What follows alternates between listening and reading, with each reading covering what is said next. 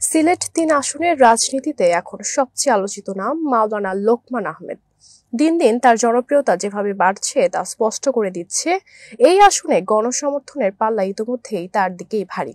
BNP প্রার্থী M মালিককে প্রার্থী ঘোষণার পরই লোকমান আহমেদ সামাজিক যোগাযোগ মাধ্যমে লিখেছেন, যাক বিজয় তাহলে সহজ হলো, যা তার আত্মবিশ্বাস এবং মাঠে সংগঠনের শক্ত অবস্থান পরিষ্কারভাবে তুলে ধরে।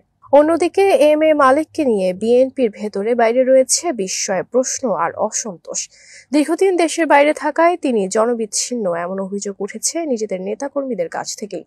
অনেকে এটিকে দলের জন্য ভুল সিদ্ধান্ত হিসেবেও দেখছেন, যদিও সাংগঠনিক শাস্তির ভয়ে তা প্রকাশ্যে বলতে পারছেন না।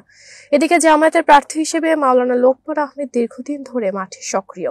দক্ষিণ সুরমা উপজেলা পরিষদের সাবেক চেয়ারম্যান হিসেবে তিনি মানুষের সঙ্গে সরাসরি কাজ করেছেন, মানুষের সুখ দুঃখে থেকেছেন, তাই তার প্রতি আস্থা ও সমর্থন স্বাভাবিকভাবেই বাড়ছে। সব মিলিয়ে মাঠের বাস্তবতায় দেখা যাচ্ছে এই আসনে জনপ্রিয়তা, সংগঠন, গ্রহণযোগ্যতা এবং জনসংযোগ প্রতিটি দিক থেকে মাওলানা লোকমান আহমেদেরই এখন এগিয়ে, এবং স্থানীয়দের অনেকেই বলেছেন এম মালিককে মনোনয়ন দেওয়া মানেই লোকমান আহমেদের জয় নিশ্চিত করা।